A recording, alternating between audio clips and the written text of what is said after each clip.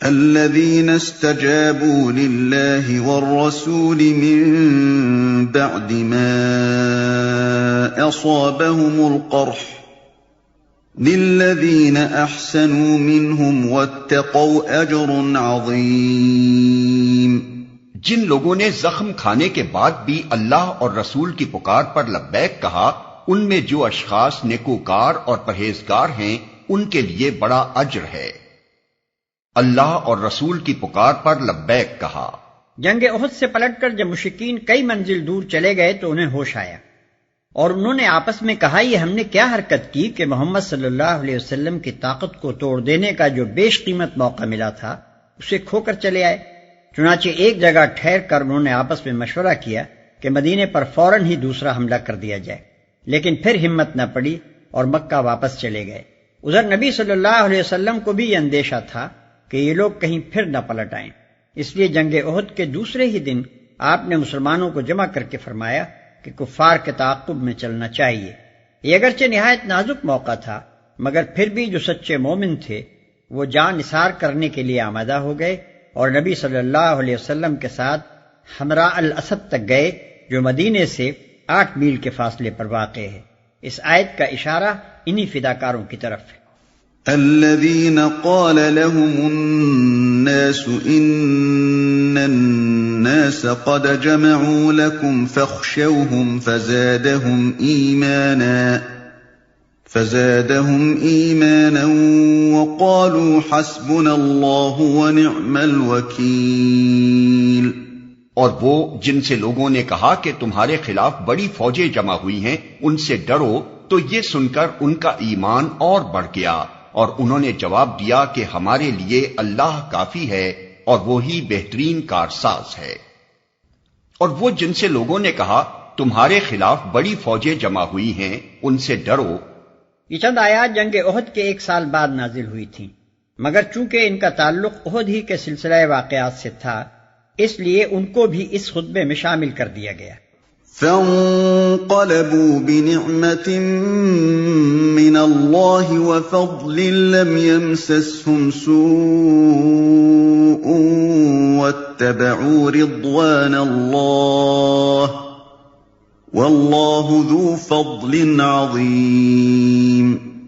آخر کار وہ اللہ تعالی کی نعمت اور فضل کے ساتھ پلٹ آئے، ان کو کسی قسم کا ضرر بھی نہ پہنچا اور اللہ کی رضا پر چلنے کا شرف بھی انہیں حاصل ہو گیا۔ اللہ بڑا فضل فرمانے والا ہے۔ انما ذلكم الشیطان يخوف اولیاءه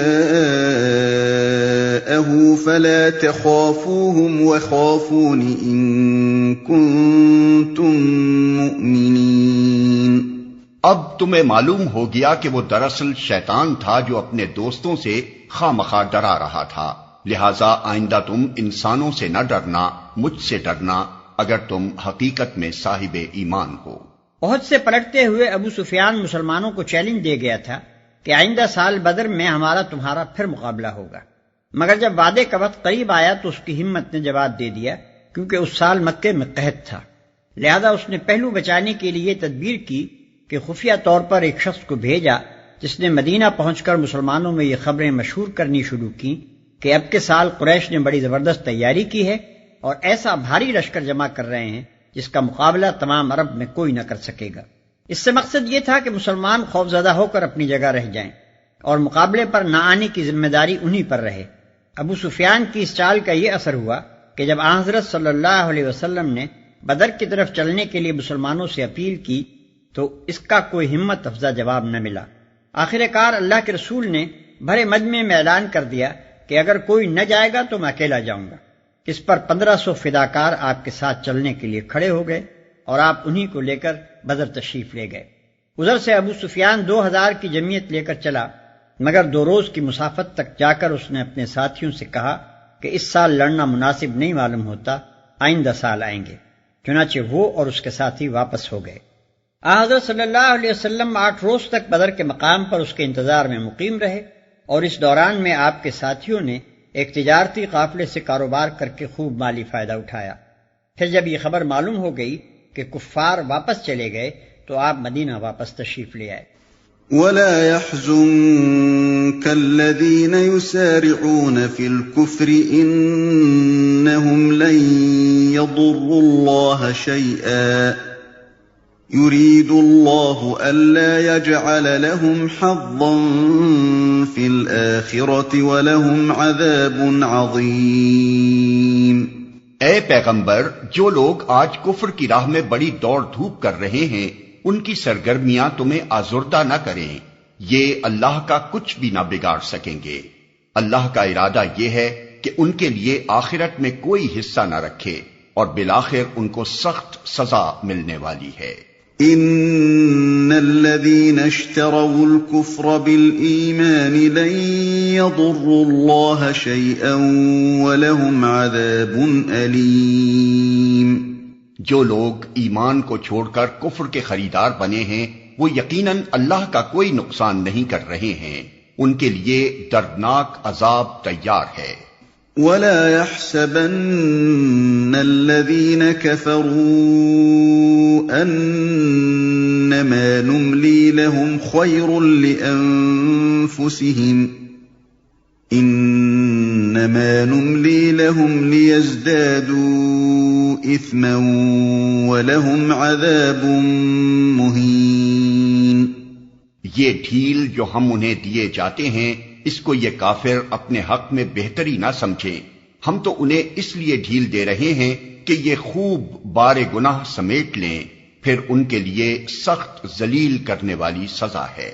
ما كان الله ليذر المؤمنين على ما أنتم عليه حتى يميز الخبيث من الطيب وما كان الله ليطلعكم على الغيب ولكن الله يجتبي من رسله من يشاء فآمنوا بالله ورسله وَإِن تُؤْمِنُوا وَتَتَّقُوا فَلَكُمْ أَجْرٌ عَظِيمٌ۔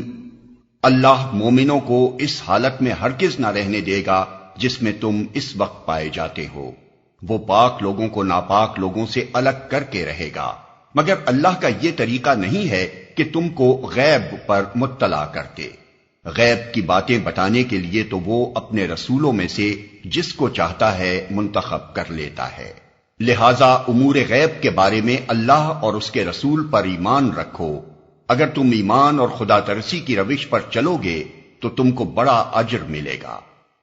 اللہ مومنوں کو اس حالت میں ہرگز نہ رہنے دے گا جس میں تم اس وقت پائے جاتے ہو، یعنی اللہ تعالیٰ مسلمانوں کی جماعت کو اس حال میں دیکھنا پسند نہیں کرتا کہ ان کے درمیان سچے اہل ایمان اور منافق سب خلط ملط رہیں، مگر اللہ کا یہ طریقہ نہیں کہ تم کو غیب پر مطلع کرتے۔ یعنی مومن و منافق کی تمیز نمایاں کرنے کے لیے اللہ یہ طریقہ اختیار نہیں کیا کرتا کہ غیب سے مسلمانوں کو دلوں کا حال بتا دے کہ فلاں مومن ہے اور فلاں منافق، بلکہ اس کے حکم سے ایسے امتحان کے مواقع پیش آئیں گے جن میں تجربے سے مومن اور منافق کا حال کھل جائے گا۔